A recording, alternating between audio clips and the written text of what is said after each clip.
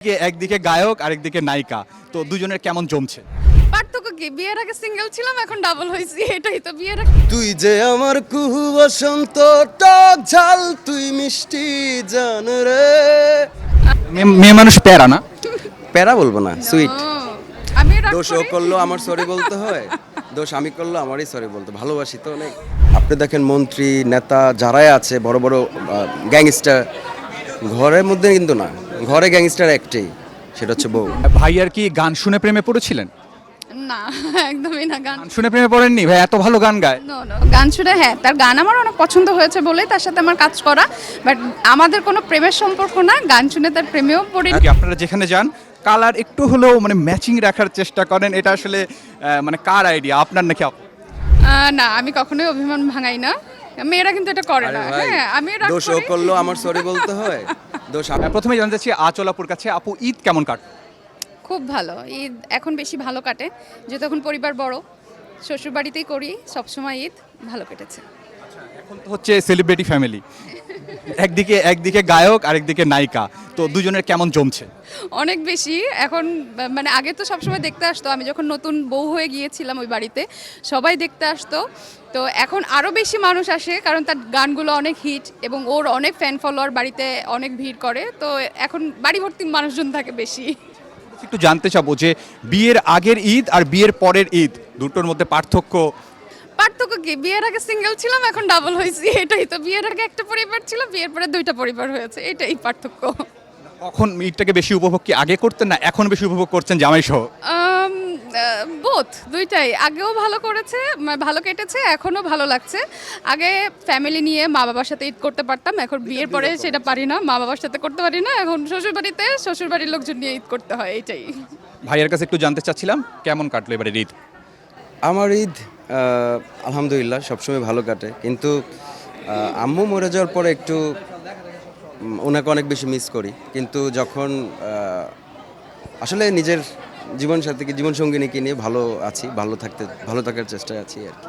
মা যেমন আমরা ঈদের নামাজ পড়ার পরে কিন্তু আগেই মায়ের হাতে সেমাই বা মাকে সালাম করার যে বিষয়টা, ওগুলা তো এখন আর ওই ফিলটা নেই, যেহেতু আম্মু মারা গেছে আমাদের বিয়ের প্রায় 2 মাস পর। তো ছোটোবেলার ঈদ একরকম, আম্মু থাকার ঈদ একরকম ছিল।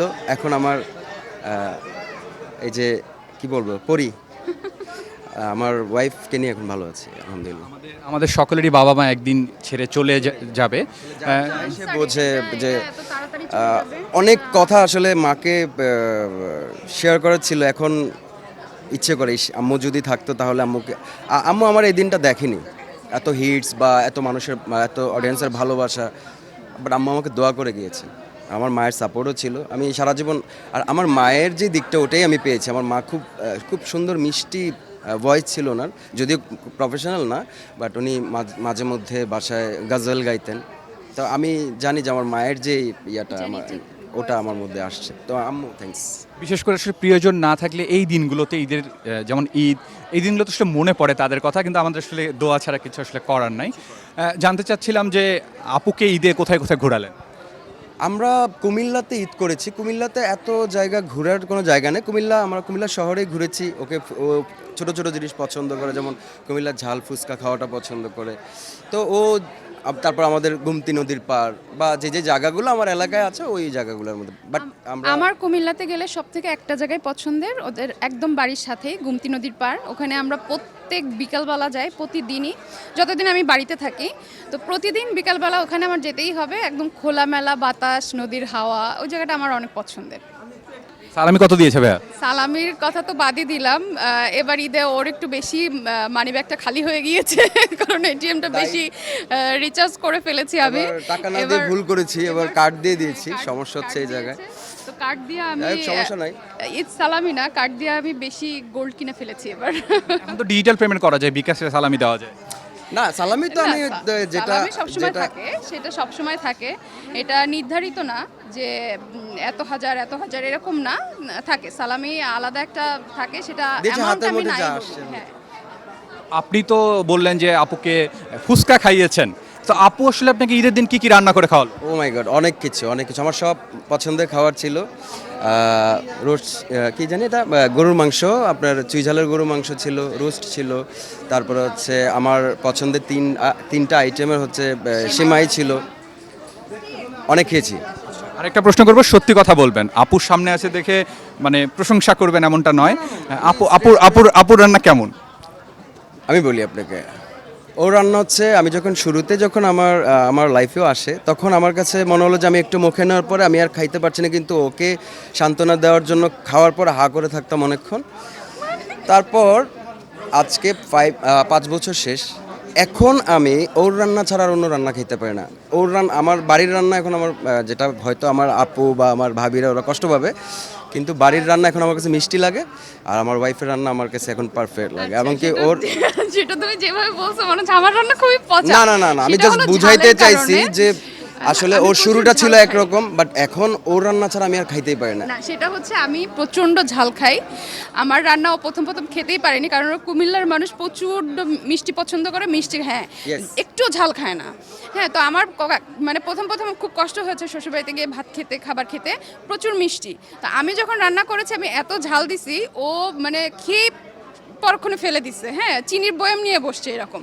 তো এটাই বললো যে আমি সাথে সাথে মুখে ফেলে, হ্যাঁ মুখ থেকে ফেলে দিছি যে এত ঝাল। তো ও ঝালের কারণে ওদের যে চুই ঝালটা, এটা আমি ওর কাছ থেকে জীবনে প্রথম খেয়েছি। হ্যাঁ, এটা তো খুলনার ঐতিহ্য। এখন অনেক ফেভারিট, এখন আমার ওয়াইফের রান্না ছাড়া আমার ভালোই লাগে না, এটা আসলে সত্য কথা। আর এখনো খুব আমার মতোই ঝাল খায়, আমার থেকে মাঝে মাঝে মানে আমার থেকে বেশি ঝাল খায় এরকম। হ্যাঁ, অভ্যাস হয়ে গেছে। এখন বাইরে কোথাও খেতে যান, রেস্টুরেন্টে বসেন, কার পছন্দে আসলে খাবার চুজ করা হয় বা অর্ডার করা হয়? ওটা ওর পছন্দ। এটা আমার পছন্দেই দেই, কারণ আমি ম্যাক্সিমামই ঝাল আইটেমগুলাই দেই, তো এখন ওর ও পছন্দগুলোই ইউজড টু আমার হয়ে পছন্দ। গেছে। হ্যাঁ, আমরা আরেকটা জিনিস লক্ষ্য করেছি, আপু এবং ভাই আপনাদের দুজনকে, আপনারা যেখানে যান কালার একটু হলেও মানে ম্যাচিং রাখার চেষ্টা করেন। এটা আসলে মানে কার আইডিয়া, আপনার নাকি আপু? আইডিয়াটা আসলে দুজনেরই, যে আজকে আমাদের এই ড্রেসটার সাথে এই ড্রেসটা না ভালো লাগবে, আইডিয়া বা অ্যাকচুয়ালি না, এটা আইডিয়া না, এটা মনেরও মিল আছে। মনের মিল। মানে আমি এই ড্রেসটা আজকে পরবো মনে মনে ভেবে রেখেছি, ও কেমন জানি এরকম টাইপের কাছাকাছি কালার মিলে যায়, এটা মানে একদম মনে হয় মনের মিল। তো তারপরেও চেষ্টা করি দুইজনে যেখানে যাই একটু ম্যাচিং করে পড়তে। আপনি বলতে চাচ্ছেন যে কোইন্সিডেন্ট, মানে ম্যাচিং হয়ে যায়? মানে হঠাৎ করে ম্যাচিং হয়ে যায়, তো এটা কারোরই প্ল্যান থাকে না। আবার মাঝে মাঝে এমন হয় যে যেই অকেশন, ঈদ বা ফেস্টিভ্যালগুলো, সেগুলোতে চেষ্টা করে একসাথে একইভাবে কালার ম্যাচিং করে পড়তে। এবার ঈদে কিন্তু বেশ কয়েকটি বাংলা সিনেমা মুক্তি পেয়েছে, দেখা হয়েছে কিনা বা কোনটা দেখা হয়েছে? আমরা আবার দেখেছি রাক্ষস, রাক্ষসটা দেখেছি। খুবই ভালো লেগেছে। এবং ভালো, এভাবে যদি বাংলা মুভি যদি এভাবে হাই বাজেটে করে বা গুছানো করে, যাব আমরা সবাই যাওয়া উচিত। হ্যাঁ, তো আমার খুব ভালো লেগেছে। কি মনে হয় যে আমরা যে north Indian movie, Tamil movie, এগুলো কি আমরা বিট করতে পারবো? ধীরে ধীরে কি পরিবর্তন আসছে? ধীরে ধীরে হয়তো যেতে পারবে, এখনই তো অনেক বাজেটের কাজ করতেছে। এবং আমি অলরেডি আমার দুটো প্রিয় ডিরেক্টর হয়ে গেছে, যেটা হচ্ছে মেহেদী হাসান, হৃদয় ভাই, রায়হান রাফি ভাইয়ের একটা চ্যালেঞ্জ থাকে, দেখি উনি বড় হিরো নিয়ে কাজ করলেও ওনার মুভি ভালো যাচ্ছে, বা ছোট হিরো নিয়ে কাজ করলে বা মিডিয়াম, মানে উনি গল্পটা খুব ভালো করে।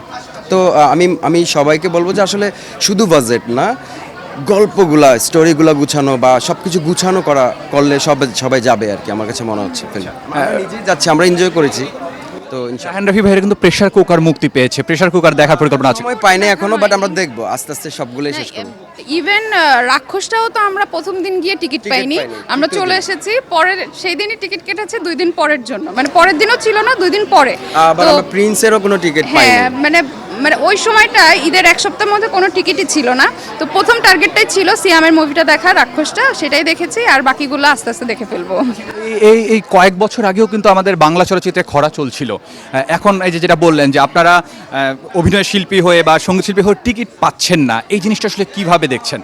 ভালো লাগে, এটা আসলে এটাই তো সাকসেস। খুবই ভালো লাগে। আমরা যখন সিনেমা দেখতে যাই একদম সাধারণ মানুষের মতো মাস্ক টাক্স পরে, আমি মাঝে মাঝে বোরকা পরেও যাই, মানে আমি ওখানে কে সেটা আমি বুঝতেই দেই না। তো গিয়ে যখন দেখি যে এত ক্রাউড, এত সাধারণ দর্শকরা আসতেছে, হলমুখী হচ্ছে, তো এটা আসলে খুবই ভালো লাগে। তো নিজের কাছে মানে আফসোসও হয় যে আমাদের সময় যদি আমাদের সিনেমাগুলো যদি তখন সিনেপ্লেক্সগুলো পেতাম, বা সিনেপ্লেক্স তখন থাকতো, হয়তো বা দর্শক আমাকেও এইভাবে সিনেপ্লেক্সে দেখতে পেত। আচ্ছা ভাইয়ার কি গান শুনে প্রেমে পড়েছিলেন? না একদমই না। গান গান শুনে প্রেমে পড়েননি? ভাই এত ভালো গান গায়। নো নো, গান শুনে হ্যাঁ তার গান আমার অনেক পছন্দ হয়েছে বলে তার সাথে আমার কাজ করা, বাট আমাদের কোনো প্রেমের সম্পর্ক না, গান শুনে তার প্রেমেও পড়িনি। এখন এই আমাদের স্টোরি শুরু করলে শেষ হ্যাঁ হবে না। আমাদের বিয়েটা সম্পূর্ণ এটা দর্শক আল্লাহ পাকে জানে। লিখে রেখেছিলেন, এটা হঠাৎ করে হয়ে গেছে করোনার ভিতরে। প্রেম প্রেম করছি এখন আমরা বিয়ের পর। এর পরে তো প্রেম করা যায়। ভাইয়া কি আপনাকে গান শোনায় না? হ্যাঁ এভরিডে শোনায়। শুধু কি হচ্ছে আপুকে গান শোনাবেন, আমাদের কিছু শোনাবেন না? আমরা একটা গান শুনি। হ্যাঁ আচ্ছা আপনার আপুকে আমি যে গান দিয়ে পেয়েছিলাম সেই গানটা শুনে। আমার বাম পাজরার হার বিধাতা নিয়ে ধার, স্বর্গ মাঝে গড়ে তোকে দিল উপহার। ও জান রে জান তুই যে আমার শীত সকাল রোদ, টিনের চালের বৃষ্টি জান রে, তুই যে আমার কুহু বসন্ত টক ঝাল তুই মিষ্টি জান রে, আরে ও জান রে। Thank you. একটু জানতে চাচ্ছিলাম ভাইয়ার গান কেমন লেগেছে এটা প্রথমে বল। অনেক ভালো, আমি তো সব সময় শুনি, আমার কাছে খুব ভালো লাগে। সরাসরি শুনেন নাকি ফোনে? হ্যাঁ সব সময় শুনি, সরাসরি বাসা সব সময় গান শুনি। আমি যত গান কোটি কোটি কোটি মানুষ যত গান পছন্দ করতে, দর্শকরা যত গান পরে শুনতেছে সবার আগে সবগুলা আমি শুনি। ও ভাইয়ার কোনো গান কি গুনগুন করেন নাকি মনে মনে? না আমি একদমই একটু দুই লাইন আমাদেরকে শোনান। আমি একদমই গান পারি না। আমার মধ্যে শুধু কমতি যদি থাকে, শুধু না আমি গান একদমই গাইতে পারি না। তো আমার মধ্যে যদি কোনো কমতি থাকে এটাই, আমি গান পারি না, বাট আমি শুধু জীবনে আমার সব সামনে কিছু গান পারি। গায়। হ্যাঁ No problem, আমি এনজয় করি, সমস্যা নেই। কে কে কাকে আগে প্রপোজ করেছিল? আমি কিভাবে প্রপোজ করেছিল? বলতে আসলে আমি ওকে অনেক আগে থেকে পছন্দ করতাম, আমি ওর একটা বিগ ফ্যান। তো আসলে এই স্টোরিটা সবাই জানে, অনেক টিভি চ্যানেলে আছে, অনেক বড় স্টোরি।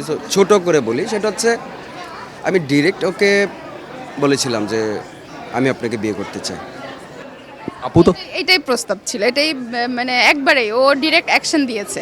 এটা দেখে কি ভালো লেগেছে যে অনেক সাহসী ছেলে? একদমই না, এটা দেখে একটু ভালো লাগে না। এটা দেখে ওর উপর আমি এক সপ্তাহ রাগ করেছিলাম, তো ওর সাথে যোগাযোগও ছিল না, কথাও বলিনি।